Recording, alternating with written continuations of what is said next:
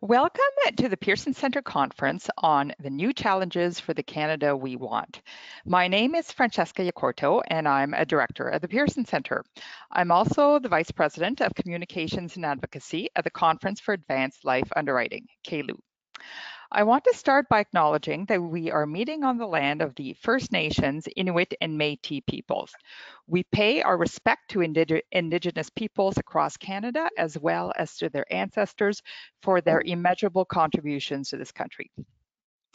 As you may know, the Pearson Centre is a leading progressive think tank that addresses the major economic and social challenges of the day. We are very proud to say that we are the only think tank that invites representatives from all five major federal political parties, along with the top business, labor, and civil society leaders, as well as many other experts. As we like to say, we bring people and ideas together.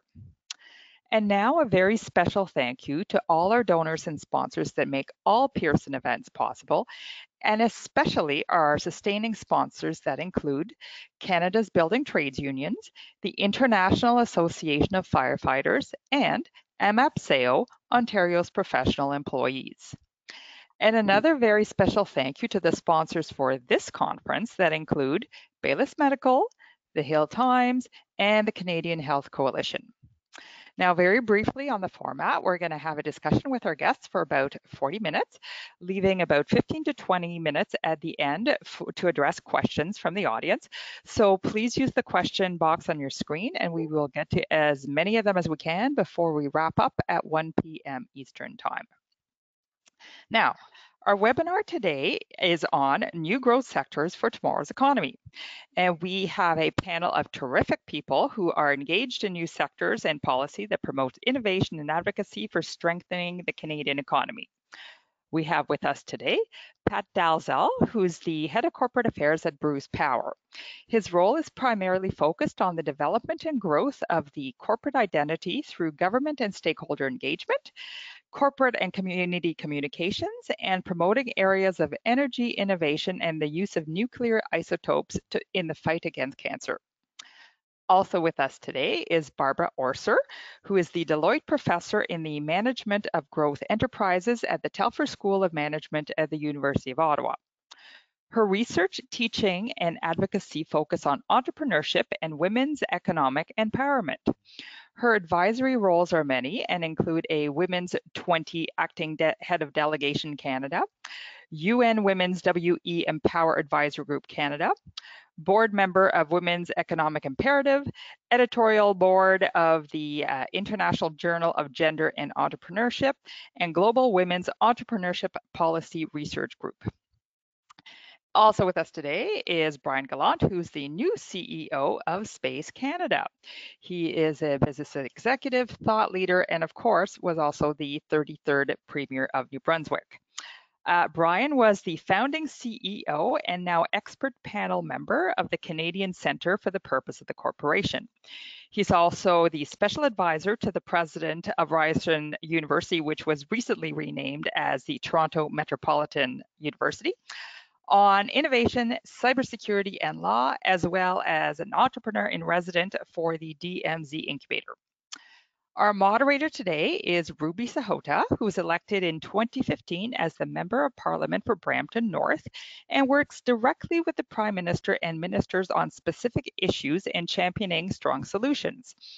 She also serves as Deputy Whip for the government and as a member of the Board of Internal Economy and of the Procedure and House Affairs Committee, which she previously chaired. So on that note, I'll turn the floor over to you, Ruby. Thank you so much, Francesca. I appreciate, and I'm sure all the panelists appreciate the kind introductions. But we have very little time and a lot of exciting stuff to discuss, so we'll get right into it. So first, what we're here to talk about is the growth sectors that you belong to. And Mr. Gallant, I want to say congratulations on your new role. It's quite exciting to have you there, and looking forward to seeing all the wonderful things you do.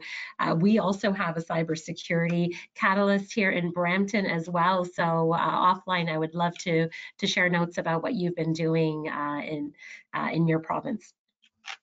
So the first question since you both, Pat and Brian, represent growth sectors, growth businesses, I wanted to know what you think their potential is, especially we were speaking a little bit offline that I really think that there are new opportunities given the current situation the economy finds itself in, and world events that are going on. So I'd love to hear a little bit more about your sectors and the potential that you think they bring. Thanks, Ruby. Pat, you can go ahead if you'd like.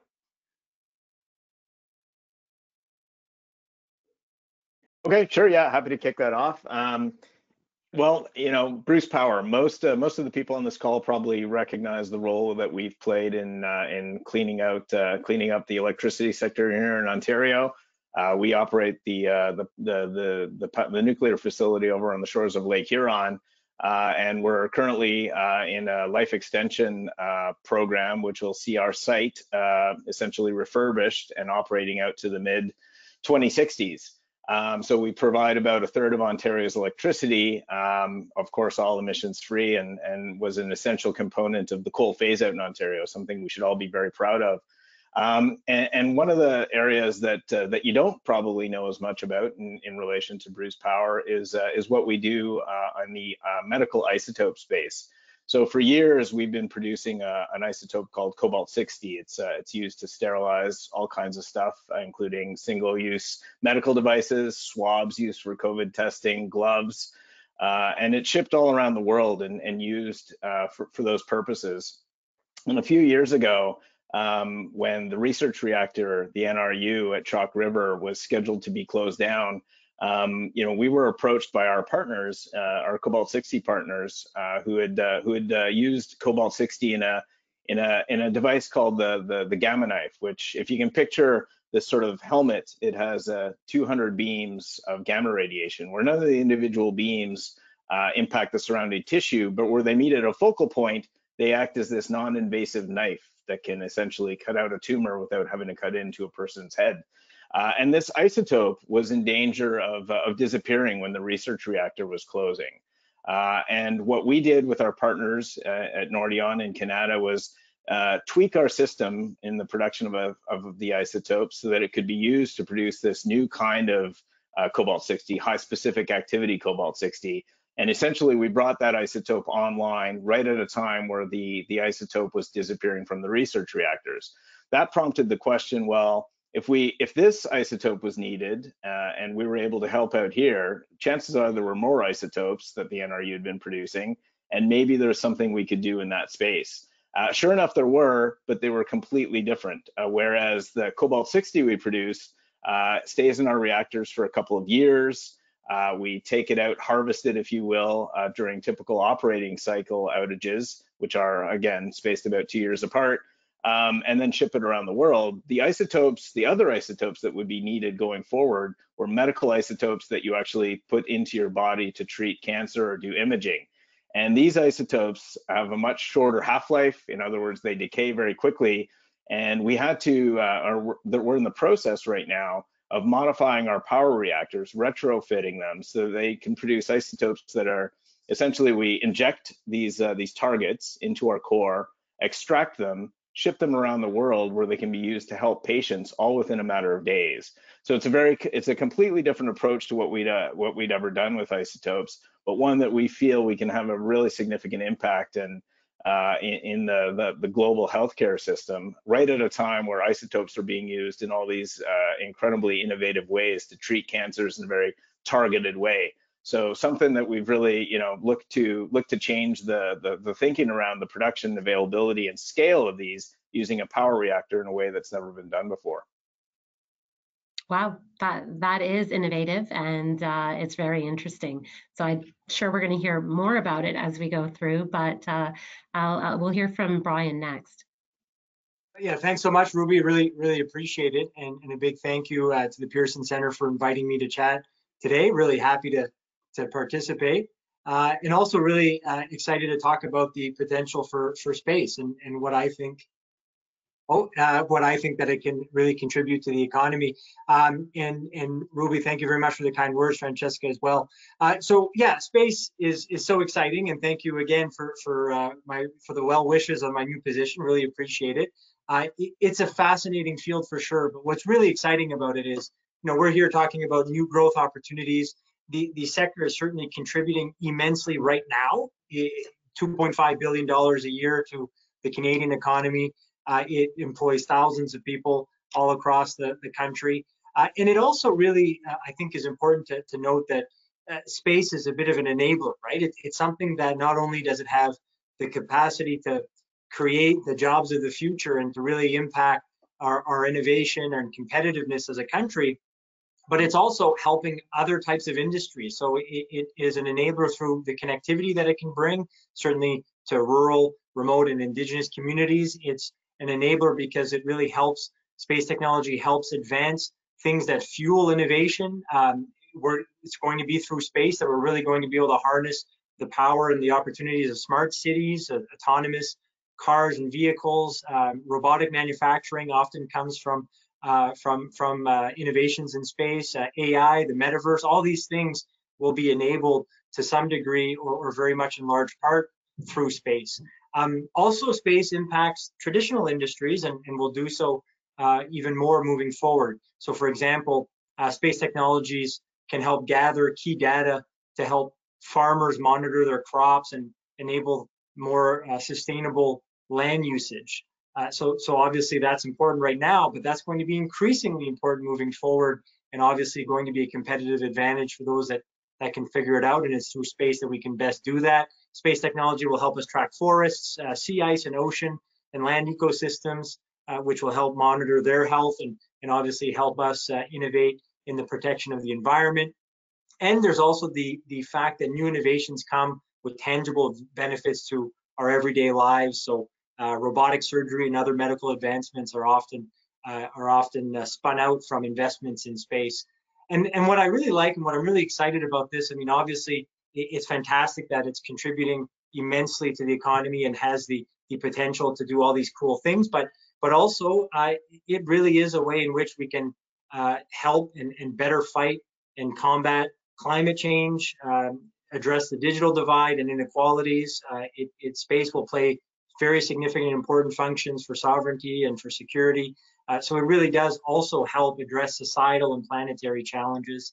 And then really for the point of this webinar, probably the most important statistic that I'll finish off with is the idea that over the next 2 decades, there are projections that the space sector globally will be a multi-trillion-dollar a year industry. So very, very incredible economic opportunities. And often a lot of these jobs are in STEM, which obviously have great benefits as well. So really a fascinating sector to be a part of. Really excited to be here today, and really excited to talk about all the opportunities in this growth sector. It is fascinating, and it's really exciting, even from my view as a member of Parliament belonging to the government, to see our Canadian companies doing good work, not only in Space Canada and Bruce Power, but I'd love to hear a little bit more from Professor Orser, who's been looking at a whole bunch of different companies in this sector. So what do you, for all of the panelists, what do you feel we need to do as private businesses, as a collective, as government, to get innovation right? What are our roles and responsibilities? Because obviously you guys are doing fantastic work. You're winning in your own sectors. You need to keep winning. So what needs to be done to do that? And maybe we'll start with the professor. Okay, well, thank you, Ruby. When I hear about innovation and some of the work that's being done, either with isotopes or in the space sector, I think about commercializing innovation. And when we think about who is commercializing innovation, a large part of that is coming out of the small and medium enterprise sector. 2/3 of employers are SMEs, 98% of businesses are SMEs, and we know that SMEs are challenged when it comes to commercializing innovation, because one of the likely outcomes of business ownership is failure. And so how can we improve the failure rate? How can we accelerate innovation? How can we drive IP? I think that's training and education. We know that the number one reason for business failure is financial decision making. So we need to support managerial skills, operational skills, marketing skills to drive that kind of innovation. And to me, there's still a gap. We have innovation policy in Canada, we have small business policy in Canada, and within small business policy, we've had some focus on diversity. But to me, there's not a great cross-pollination between what we're doing in the innovation space and the entrepreneurship space. So there rests the opportunity, I think, for policy to better support SMEs in the innovation conversation. Pat, would you want to chime in as to what maybe Bruce Power has been doing in order to innovate, and what you think others can do to help in the success?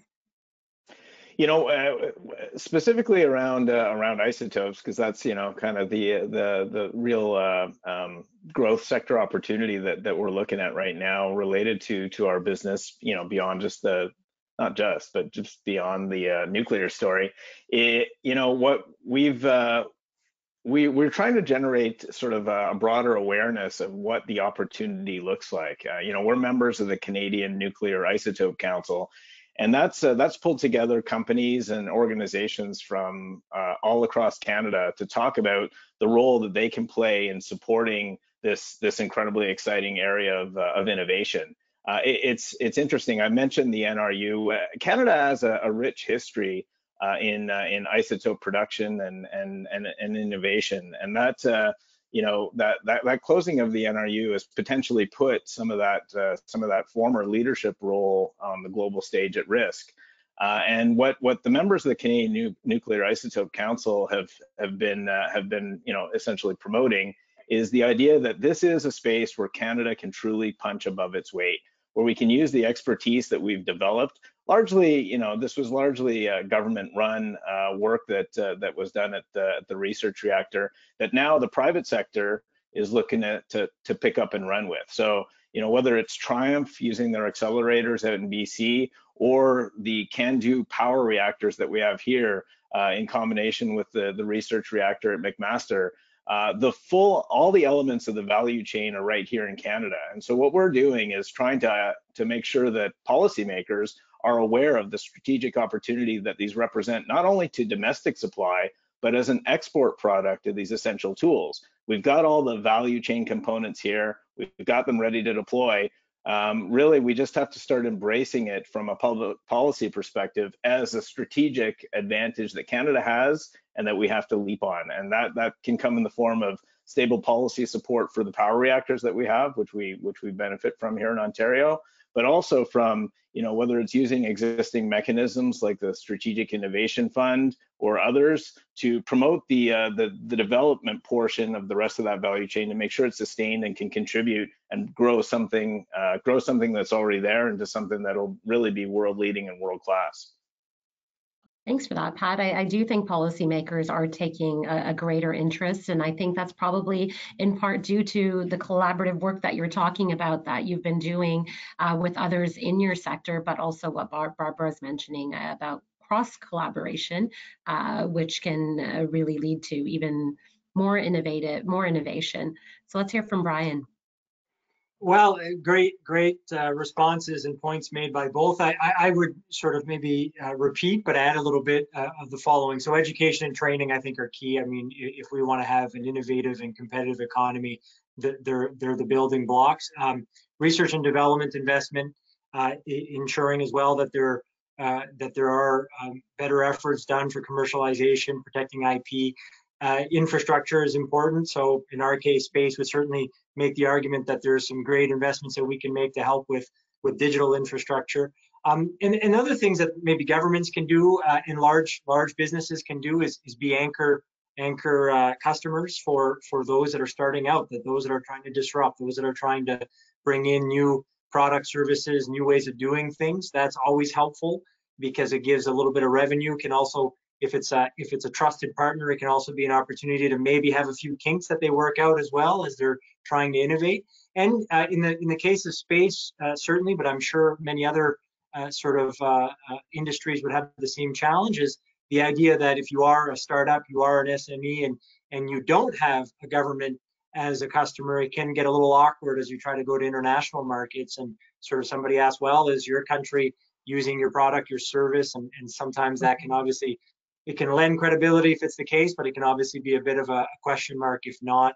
And then I think other things that obviously I believe the government, the federal government certainly has on its radar is encouraging diversity, encouraging inclusion. I mean, these are obviously the right things to do on many levels from a socioeconomic point of view, but even from a innovation point of view, enhancing collaboration with different perspectives is one of the best ways to foster innovation. So making sure that we're doing what we can as organizations, as governments, as a collective, to have all those perspectives at the table. That's really where I think we see a lot of the creativity that will help create the innovation that we want in our economy will stem from. And then the last thing I'll say, and there'll be my little plug, the one little plug for Space Canada is in our case, collaboration within the industry is important, and collaboration with key stakeholders. And it's one of the things that we certainly we have at the heart of our mandate as an organization. And that's why we'd be keen to create a national space council, sort of akin to what's happening in the US and UK and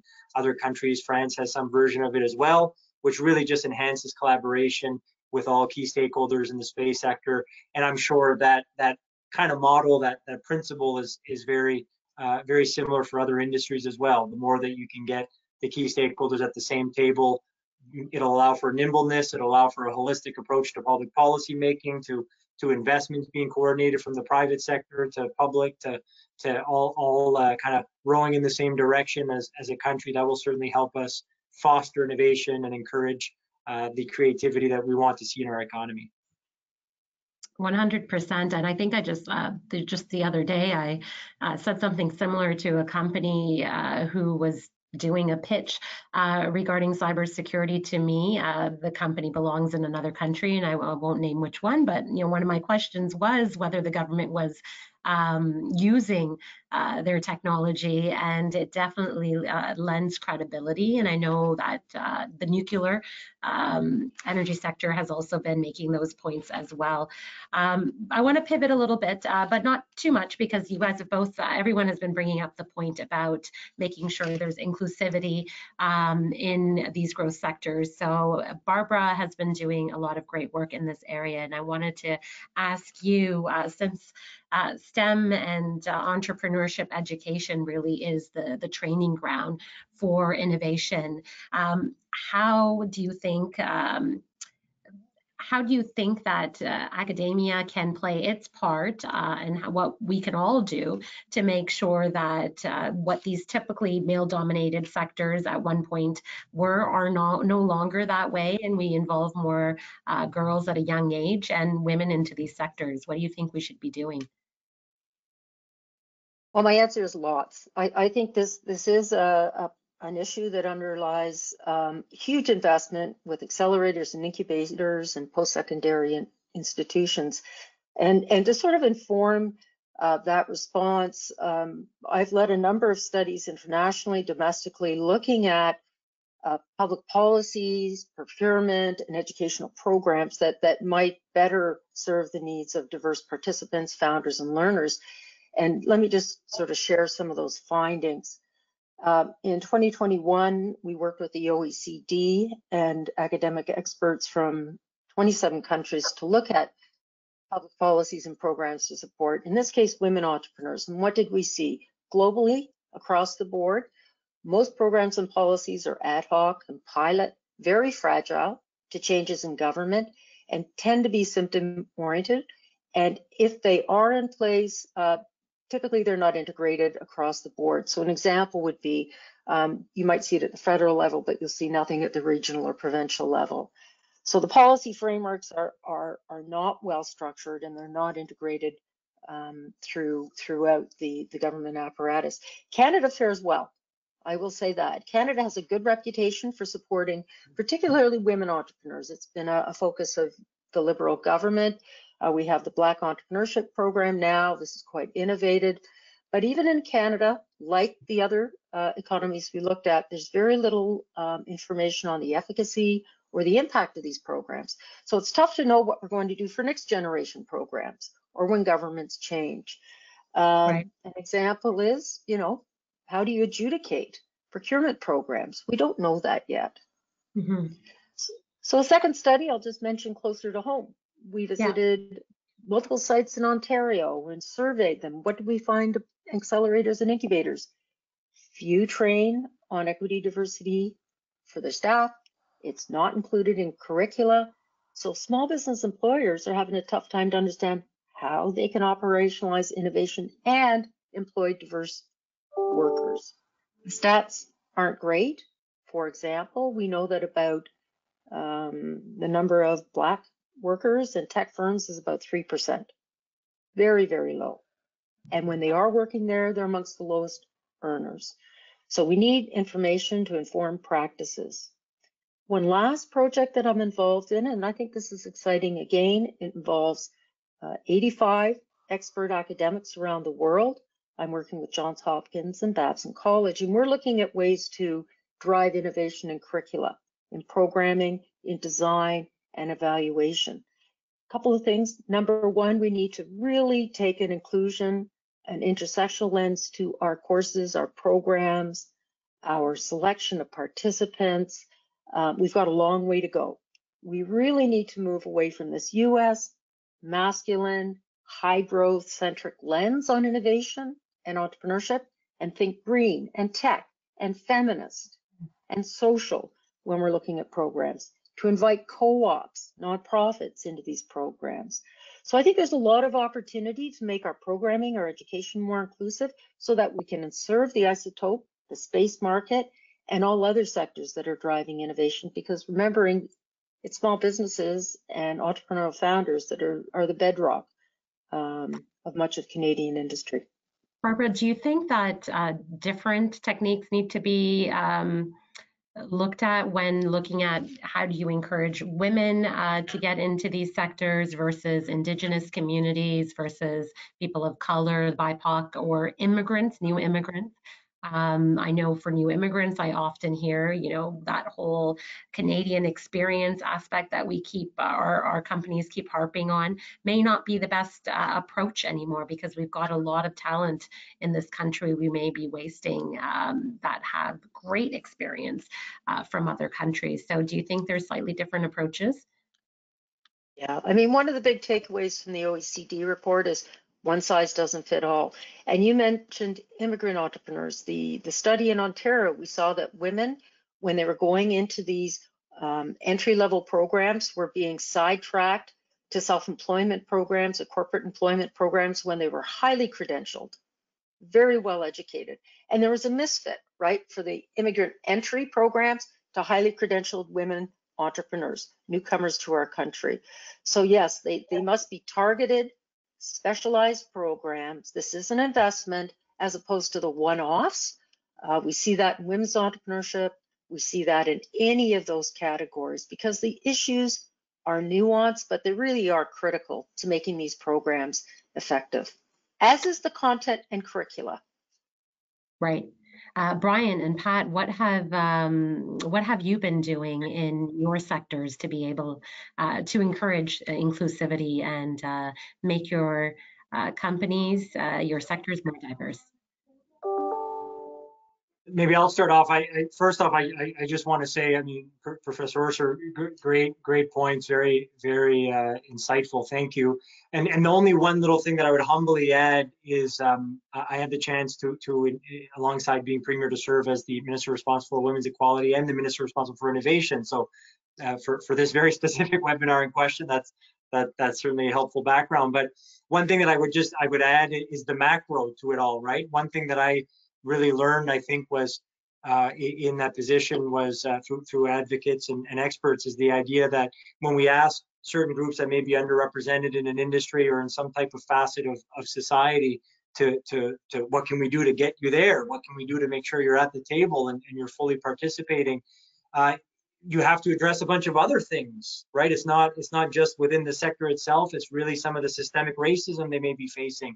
It may be some of the cultural aspects that may be barriers for whatever reason for them to access that type of career or opportunity, whatever it might be. So just a quick kind of addition to say, there's lots to do, in Canada, but obviously other places, there's still lots to do in Canada. But I know certainly, as you mentioned, Professor Orser, I think the Liberal government is certainly has this on the list of things that they want to move the dial on. So that's good. And in our sector, I mean, certainly encouraging women and underrepresented groups to study STEM is very crucial and helpful. And it's one of those things, right?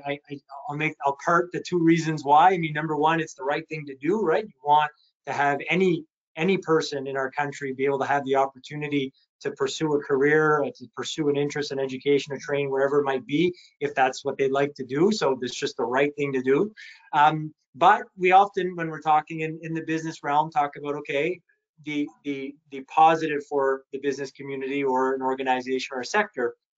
And yes, there's huge opportunity as labor, and ensuring that you have a productive workforce is certainly a challenge for all sectors right now, and certainly it's a challenge in the space sector as well, and encouraging groups that may not be as represented as they could be to pursue that type of education and training will benefit many industries, but certainly benefit the space sector as well. And the third thing I want to say is, I just can't highlight this enough, and I'm just repeating myself, but I'm really passionate about this idea, is that that's where innovation comes from. Creativity, that's where it comes from. It comes from different ideas, different perspectives, different backgrounds coming together and speaking about how to address a collective problem. So we really need to have people that will be representing different perspectives at the table, ensuring that that innovation can be bred. And if we have groups that are underrepresented, we just won't be doing as good a job at that as we could be. So, and more specifically to your question, Telesat, for example, which is a well-known space sector business, has a wonderful program encouraging women to pursue STEM education, offering scholarships. So things of that nature is obviously really helpful in all organizations that can step up in our sector, but in similar ones, especially those that depend on STEM, to get underrepresented groups to pursue those training and skill set development would be very welcome for sure. What's the name of this program? So Telesat, I don't know if they have a specific name, but I can bring it up if you like. But essentially, it's to encourage women to pursue STEM education and training. That's fantastic. Thanks for sharing. Pat. Yeah, so I mean, certainly we've got a significant focus at Bruce Power in terms of promoting promoting all DE&I within the company, and certainly attracting people to all areas of the work we do. Diversity always adds to to the value and contributions of a company. One thing I did want to specifically just talk a little bit about is again going back to our isotope program. One of the as we were developing this idea of sort of retrofitting our reactors with this new system, was making sure that we included our Indigenous communities, our First Nations communities in the development of that system. And so, well before, when this was really just a concept that we were evaluating, this idea of the retrofit, we approached the Saugeen Ojibwe Nation and discussed what this opportunity might look like, and really kind of presented this at least the entering the discussion of forming a partnership in the production of these life-saving cancer-fighting isotopes. Whereas the history of nuclear on our site in relation to the First Nations communities probably wasn't always a great one. The relationship was certainly not ideal at the outset. Where we've come since developing this partnership that we worked together with our First Nations communities on has completely changed our relationship with the First Nations communities, where they're now at the table with us, promoting the Canadian Nuclear Isotope Council, promoting the role of isotopes in fighting cancer, and frankly, using this facility that is in their territories to actually add to the fight against cancer, and something they can all relate to, that we can all relate to, and something that's been very significant to them in terms of, or represents something very significant in terms of an economic development opportunity for their communities. And you know, Brian was mentioning bringing different folks to the table. That's literally what we've done, where we'll be at the same table with the Saugeen Ojibwe Nation leadership, talking to the federal government, to all levels of government and all stakeholders about what an important project this is, and how proud they are to be involved in something, just as the folks at Bruce Power are, something so innovative on their territories, fighting cancer together. And it's really been a game changer in terms of that relationship, and something, you know, that we're very proud to work with the SON on.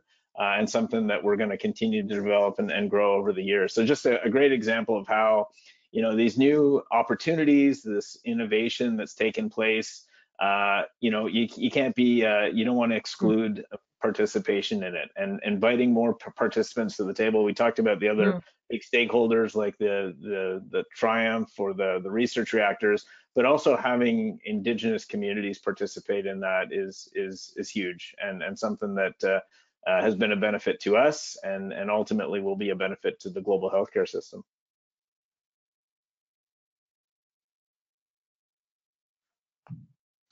Yeah, no, thank you. I know that relationship has been rocky in the past, and it's good that you're doing your part to improve that relationship. Can you hear me okay? Because I think I've had a little bit of connectivity issue. You can? Okay, great. I see some nods. I was also going to say, years ago when I was first elected, I had the opportunity to meet with a group of women in nuclear. And I said to my staff right away when the request came in, I was, oh my goodness, who are these badass women? And I want to meet with them. And so I met with the organization, and I was really blown away by the accomplishments that they all had under their belts, the extremely intelligent group, and had a lot to say actually about the work that you're doing right now, Pat. So the next thing I kind of wanted to move on to is something that we've been hearing a lot about, and I think it's been joked quite a bit, that supply chains and logistics have become dinner table discussions with the family, and those are words that we never really used on a day-to-day before, but the challenges that we've had to face during this pandemic, and now with the war in Ukraine as well, has really caused us to think about how we deal with our supply chain management in this country. And do you think this has caused some different, or your companies and your sectors, do you think they're looking at this in ways that perhaps they're going to look at trade a little bit differently over the years, and perhaps start manufacturing in our own country? What kind of effect do you think this will have on production and manufacturing in Canada?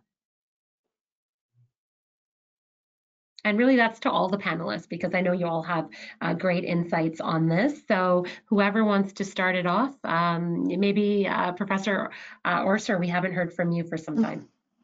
Okay, well, I'll jump right in. To me, as a priority, it's engaging with the small business community. Government is the largest customer in Canada. We need to secure domestic supply chains. This is, to me, the largest underutilized opportunity in supply chain management in Canada. And we need better insights about who is supplying government. We've worked with Public Service Procurement Canada to take a look at SME suppliers at the federal level. And what we've seen is women-owned suppliers are underrepresented in some sectors, but not others. So they're underrepresented in professional services, retail, wholesale, but not in goods production. So targeted programs to support underrepresented entrepreneurs, but overall, a change in mandate to ensure SME suppliers can access government. StatsCan information that we've deployed say complexity, finding opportunities, still number one. 2, issue for small business suppliers. So I really think that focus on government procurement, solid investment for social inclusion is the priority, and that will help offset some of the supply chain issues. Yeah, Brian, do you see us becoming less dependent on the global supply chain? Well, I think that's definitely a possible outcome of the pandemic, right? It sort of awakened us all to the dependence that we had, and I won't go as far to say how fragile it is. I don't think that's a fair characterization. I mean, obviously this was a global event that it took to sort of disrupt the chain. So I won't use that word, but how dependent we are if something does go awry. So I think we're all awakened to it. So I would, you know, from an outsider point of view, now that I'm not in government, sort of say you would think that this will have a lot of people thinking about how we spruce up our domestic capacity in many realms. From the space sector point of view, there's definitely supply chain issues that have affected members of the sector. But what I'll maybe focus on is the idea as well that this, I think, highlights some of the functions of space. I mean, we saw over the last few weeks and months that satellite imagery, Earth observation has been crucial for many reasons. We've also seen that the idea of being able to sorry if my screen keeps reloading from time to time here, so you should see me again soon. But yeah, the idea as well that we can always depend on other countries for whatever capacity of you know, launch capacity or other things that we would want to be able to do in space has been shook a little bit. We shouldn't be completely dependent on other countries to be able to have that capacity. I think it should be a reminder as well that we need to be securing our borders and making sure that we're securing our sovereignty, and that's something obviously that space can help us do. So for me, I think a lot of the disruption of the last few months and even few years serves as a bit of a reminder of how the space sector plays such different roles and functions than we're sometimes thinking about, and me included, by the way. You know, before I was approached with this, I'm fascinated by all sectors and innovation, but I was taken back when I looked into what the space sector is able to do in so many different ways and for so many different aspects of our lives, everyday lives. So I was taken back, and I can only assume that most would be as well if they had the chance to dive into the space sector as much as I've had the privilege to do over the last few weeks now. So yeah, I think that we're going to see a push for more domestic capacity in a lot of realms and a lot of sectors, and I would submit that the space sector, given what's been happening, is all that much more important to focus on moving forward. Absolutely. And from a government perspective, I mean, you even heard it in the announcement today in Montreal, more investment into vaccine manufacturing here at home.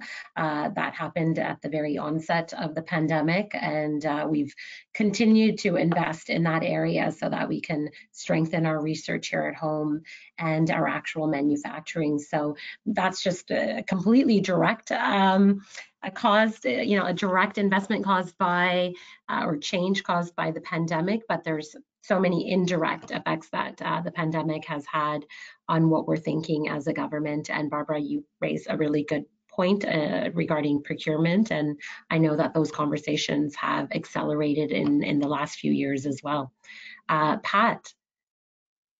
Yeah, well, I mean, in Canada and Ontario in particular, the nuclear story is a great domestic story, right? In terms of energy independence, nuclear in Ontario represents about almost 2/3, about 60% of the electricity supply. And as we make investments right now, and 10 of the reactors, 4 at Darlington and 6 at our site, are getting refurbished right now. And what we've seen is the supply chain, mostly Ontario, but almost exclusively Canadian-based supply chain, is now being fully recapitalized and producing all of the components to these reactors that are being refurbished with a technology that is Canadian, the CANDU reactor.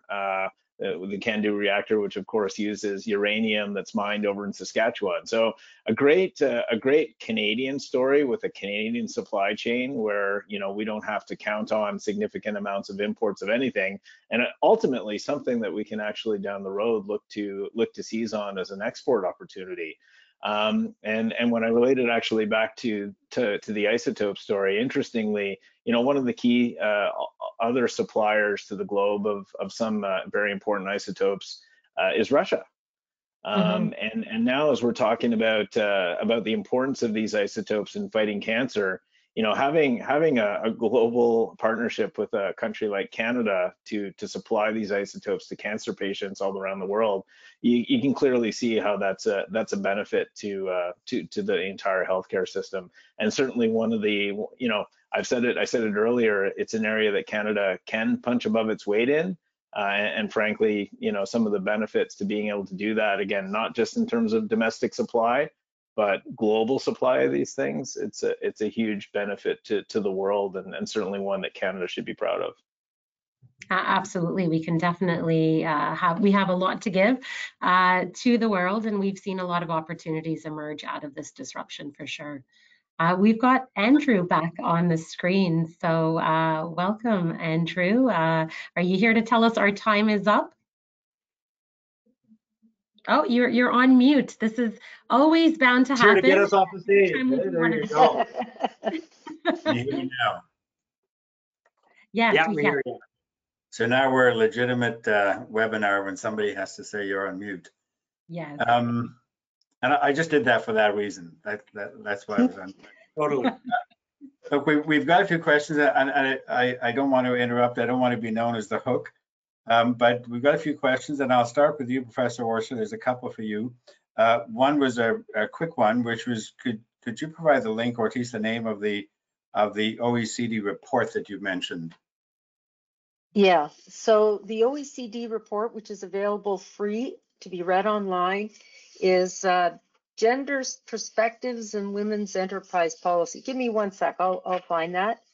Okay. You can download other reports by Googling Telfer, IEET, so you can understand what we're doing. And the OECD Entrepreneurship Policies Through a Gender Lens. Okay. And do you know offhand what year that was? It was 2021. Okay, great. Hot off the press. Okay. The other question for you was, what has the education system been doing to guide more students and more girls to study STEM? And can you mention any best practices that you've seen?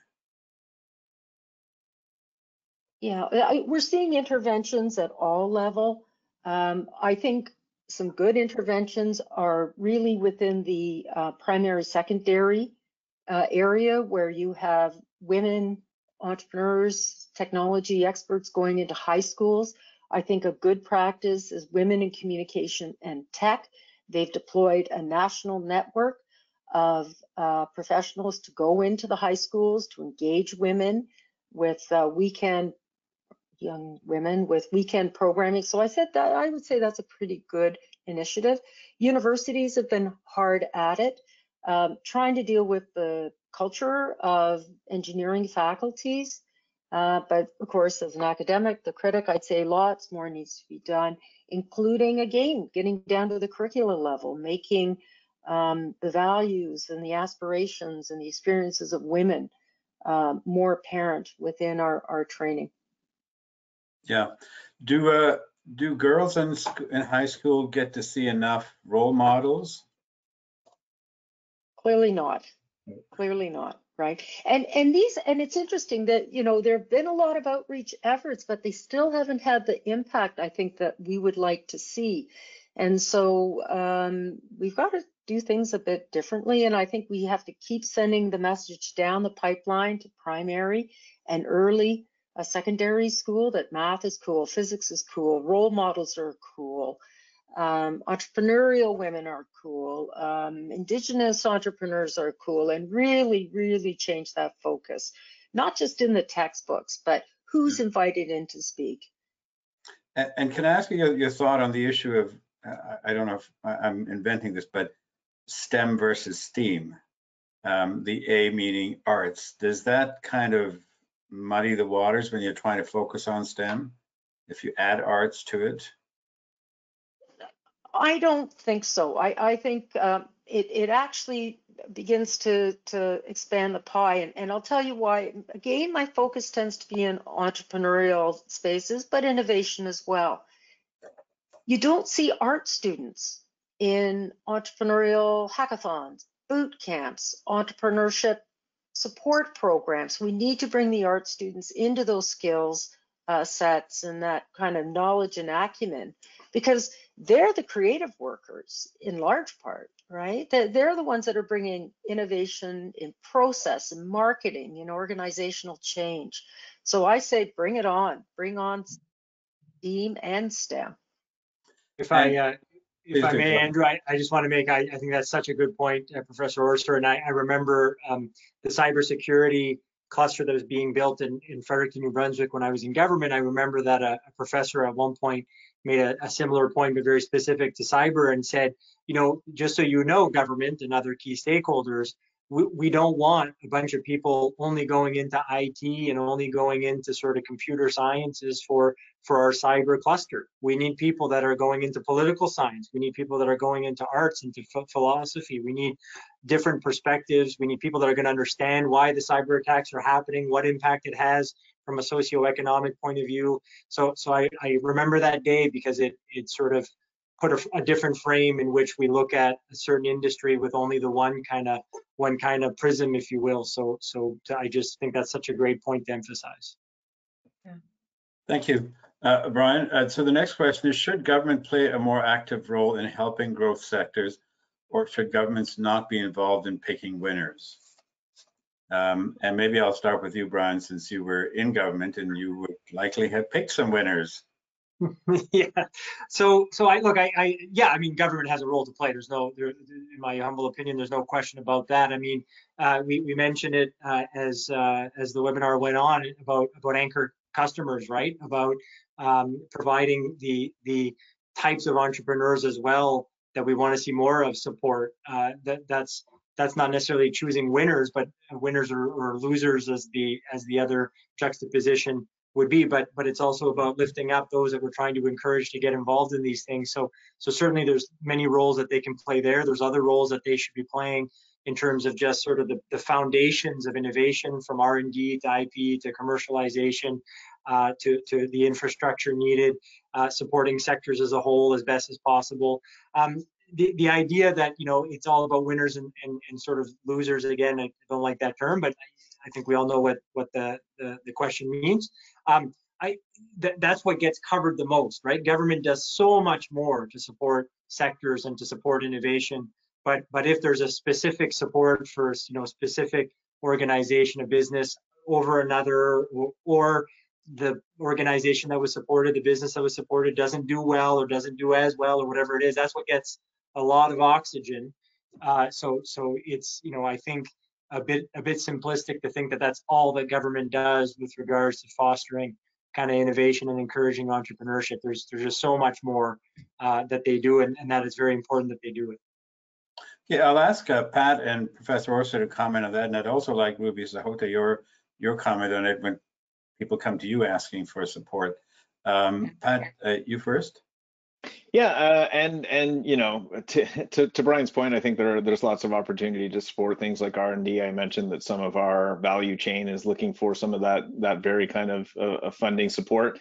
But when I look at our industry, the nuclear industry, very specifically, you know, one of the things that we benefit the most from is just stable policy. You know, the way that we're able to produce a third of Ontario's electricity, the way and you know, we're a private company, and we, you know, we have our owners investing in the life extension work that enables the production of isotopes, that creates thousands of jobs, that provides emissions-free electricity. And all that we're really in need of in terms of securing that investment over the long term is stable public policy. And we've benefited from it. It's working in Ontario. You know, as the nuclear industry is looking to expand and tackle the challenges around climate change and the production of isotopes, The same applies to other provinces and the federal government. Just providing that platform and that certainty, and making sure that that we have a pathway that's understood, so that the private sector can then invest in that certainty and provide the landscape needed to attract investment without too many regulatory barriers. You know, that's what industry and growth industries are really looking for. So to me, providing that ability, providing that runway is really the opportunity for all levels of government in support of these in support of almost any new technology looking to grow and expand its footprint. Right. Barbara Orser, your thoughts on the role of government? Yeah, I think my point of view is more tempered, because the track record of government picking winners isn't great. I think that the investment in the ecosystem, the innovation clusters, makes a lot of sense. Picking up on a point that Ruby made about associations, I like the fact that some of the diversity strategies are supporting associations. That ecosystem support is really important, and I think it's underestimated. So I think just leveling the playing field, yes, with consistent policy, as Pat mentioned, but picking those final winners at the firm level is sometimes problematic because of the lack of transparency on the adjudication process, and this can lead to perceptions of opportunism and favoritism. And so I think that the ecosystem play is a stronger approach. Yeah, and Ruby Sahota, you get lobbied all the time for all sorts of folks who want support. How do you navigate through that? Everyone has made such wonderful points, but the first thing that popped into my head when the question was initially posed was, well, I've never met a business this whole time that hasn't asked for support in some way or another. So not many businesses are saying, hey, you know, let us do our thing. And maybe to some degree, as to what Pat is mentioning, even with environmental regulations and law, I think most companies have said, as long as we have stability and we know which way the government is moving in for the next 10, 20 years, they're more than happy to be able to build their organization around that and plan around that. But I think businesses do want government to support in many different ways. I think a lot more even want it at the very early levels, which can be a little bit difficult at the startup level. I get a lot of that, but then that ramp up mid-size level is, I think, really where government sometimes can give a little bit of a step up. And without it, I think we could see some, you know, the US invests a lot, and we are often compared to the US. And I have a lot of companies that come to me and say it's a lot easier to secure capital in the US, and we need to make sure that even our banking institutions, or BDC, which is supported by the government, provide that ecosystem maybe that Barbara is talking about to help support our businesses. But of course, all the points made are very valid, and it's been a great conversation today. Yeah, I have one more question, and Professor Orser, I'll ask you this. It's one of the issues that we've been working at the Pearson Center, and that is developing the idea that entrepreneurship should be for everybody. And this came up in one of the roundtables we had actually in Newfoundland, and that entrepreneurship should not only be taught to business students, but all students, including arts and everybody else, because as the economy is going, everybody is going to be an entrepreneur at some point. What are your thoughts about that? Yeah, I mean, I'm looking for job expansion, but I think that's baseline. That at the post-secondary level, all students should be provided the opportunity for credit or non-credit courses, and it should definitely be supported at the high school level. We need to be entrepreneurial. We need to commercialize our IP. We need students to understand that. I've asked students in Jordan, Europe, Canada, who's an entrepreneur? Typically it's male, US, high tech. We really need to move away from that so that we talk about Canadian entrepreneurs and diverse entrepreneurs within our classrooms. So I would say, yeah, this is a core part of an important innovation curricula. Okay, we are out of time. There were a couple more questions, but I will end there so that we can close as promised. Professor Barbara Orser, Pat Dalzell, and Brian Gallant, thank you very much for for putting forward all the views you have. Ruby Sahota, it's really good to have you back at the Pearson podium.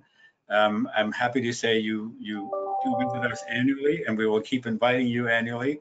Thank you for being here and sharing with us your thoughts, but also the important thing having you here is that you were able to take this discussion that we've had from these experts back to the centers of power and where lawmakers make laws and policies. So thank you for being there. And I'll turn to you, Ruby Sahota, for the final word. Absolutely, and I'll definitely share the link to the webinar as well for everyone, promote it. Well, thank you so much to all of the panelists. You've been amazing, very insightful, and I'm not going to take up a lot of time at the end. It's always a pleasure to be at the Pearson Center, and I know that many of the panelists are returning panelists as well, so we all enjoy it. Keep inviting us back, Andrew, and we'll be here. Thanks so much. Thanks, everyone. Thank you. Bye.